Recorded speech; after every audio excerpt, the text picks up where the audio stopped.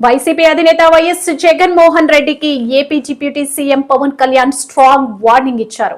పీఠాపురంలో ఏ చిన్న ఘటన జరిగినా వైసీపీ నేతలు వైరల్ చేస్తున్నారని విమర్శలు చేశారు. అవాస్తవాలను వైరల్ చేయడం మానుకోవాలని సూచించారు. వైసీపీ ఫేక్ ప్రచారాన్ని తిప్పికొట్టాల్సిన అవసరం ఉందన్నారు. మీరిస్తున్నారు చెడు వార్తలకి మీరిస్తున్నారు బలం. ఒకటి మనల్ని తిడుతుంటే మీరు దాన్ని వైరల్ చేస్తే మీరు బలం ఇస్తున్నారు.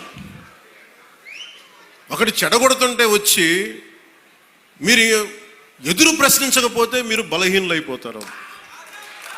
మీరు నాకు ఓట్లేస్తే సరిపోదు అని ఎందుకు చెప్తున్నాను?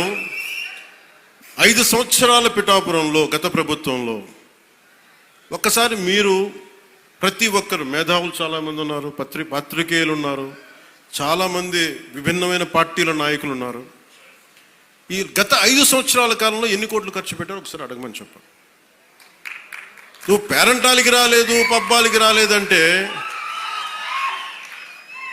ఒక దేశం కోసం శ్రమించే వ్యక్తిని, ఇంత మందిని ఏకం చేసే వహించే వ్యక్తిని నాకు మీరు ఇవ్వాల్సింది, మేము ఉన్నాం కాచుకుంటాను, మిగతా వెళ్ళి పని చేయని చెప్తే కదా నాకు ఆనందం.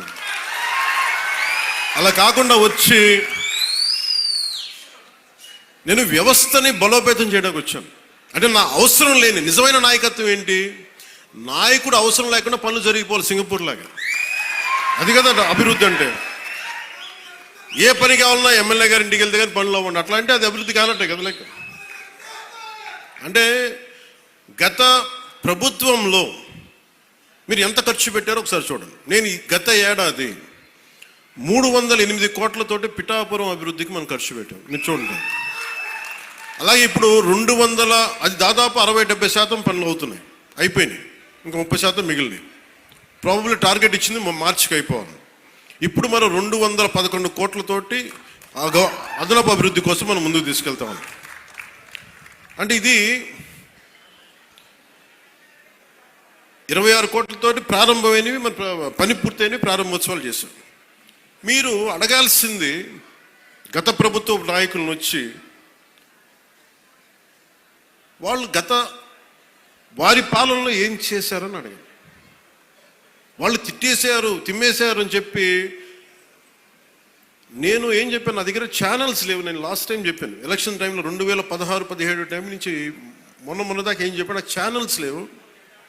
మీరే నా గళం, నా జన సైనికులకి, మా వీర మహిళలకి చెప్పాను. మీరే నా బలం.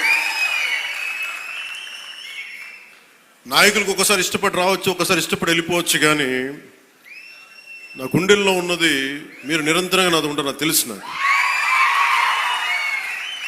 ఇది మీరు బయట నుంచి వచ్చి దేనికి పడినా సరే, ఒక స్కూల్లో 2 చిన్నపిల్లలు కొట్టుకున్నా దాన్ని మీరు గొడవ చేసేద్దాం అనుకుంటే నేను ఏం చెప్పను దానికి? మీరు అక్కడ పులివెందులు అక్కడ వాళ్ళ సొంత బాబాయ్ గారిని చంపినా కానీ అది న్యూస్ కాదు. ఇక్కడ ఇద్దరు బిడ్డలు ఉట్టినే కొట్టుకుంటాం, స్కూల్లో కొట్టుకోరా?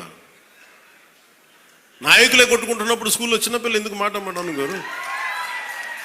పెద్ద స్థాయి ఆలోచన పరిధుల నాయకులే మాట అనుకున్నప్పుడు చిన్నపిల్లలు ఏదో అనుకుంటారు, దాని కులాలు పట్టుకొచ్చేస్తాం. మరి ఇదే మీరు అడగాల్సిన ప్రశ్న. మన జనసేన నాయకులు కూడా చెప్తున్నా, కూటమి నాయకులు కూడా చెప్తున్నా,